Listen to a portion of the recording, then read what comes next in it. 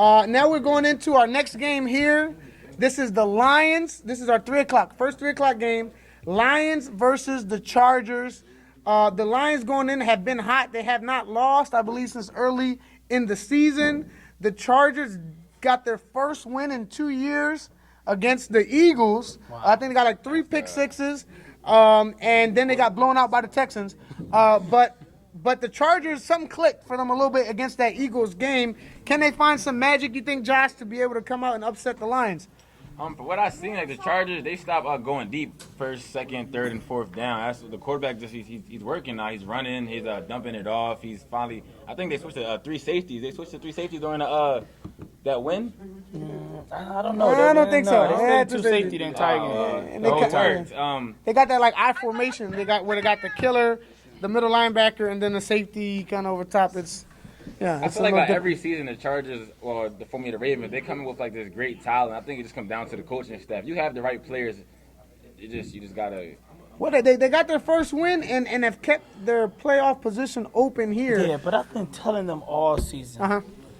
You don't have the players to run that 2 safety scheme, and they continue to stay in it. And like I said earlier, the Lions have too much talent, for you to stay in that 2 safety scheme. And Vic has a decent arm, so I think he's going to go out there and shred that defense apart as long as they continue to stay in 2 safety. The Lions are going to come out and win this game 38-12. Gotcha. Who do you think for the Lions is going to have the biggest game? Now, Vic, I think he threw 8 touchdowns. Well, he's a 2, so Vic. So you think? He doesn't come out. With another huge game here, Vic can very well probably lead the league in touchdown passing. He can possibly overpass Jose. Possibly. So you think he's going to have that kind of performance again this week? He could. He's a 2. Gotcha. Now, over there, who do you think is his best target, the most dangerous weapon out there? If you can name 3 weapons out there on the Lions, who would you say the Chargers need to prepare for? Carlos. Justin, the linebacker, he's been like playing really good on offense, and the real strong, what's his name? Like he's like Daquan?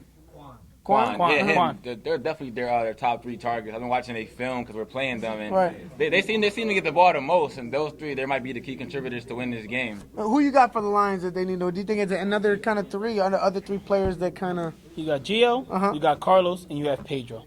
Those guys been around for years. They have enough experience, and they all are key important players on that team. No one speaks of Pedro because of all the talent around him. No one speaks that the Lions have the number 2 defense because of the constant pressure that Gio is putting on these quarterbacks. And at the end of the day, you can bring all the talent you want near that team.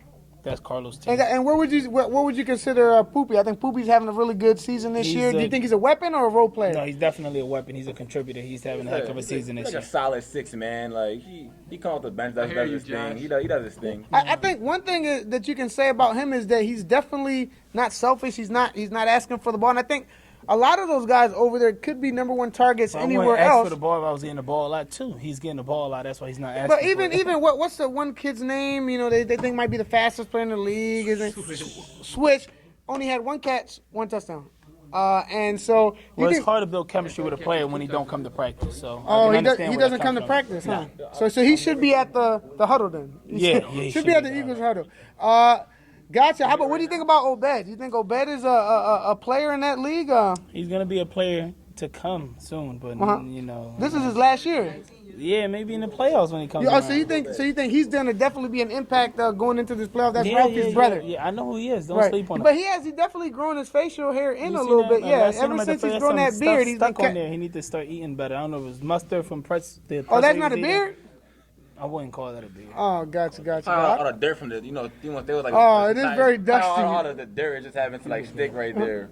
Yeah, it is very dusty out there for sure. Well, with the Chargers, man, they had Lil Cornell out there. You seen him? Lil Cornell was balling, almost scored a touchdown against the Eagles. And then they definitely had some other guys. I mean, Talib wasn't there this past week, but they definitely had some contributors who came out there. Cam made some clutch plays against the Eagles. Cam was playing receiver. Yeah. The one game, did you see that? And then he went back to playing quarterback. Yeah, he went back to quarterback real quick when they realized the other kid could not throw the ball. Yeah, that was a joke. Gotcha. So me, I guess in that game, I think the game's going to be a little bit closer. But I think the Lions are going to win 26-13. So with that right there, the Lions, I believe they finished the year off with how many? 6-2, right? 6-2, yeah.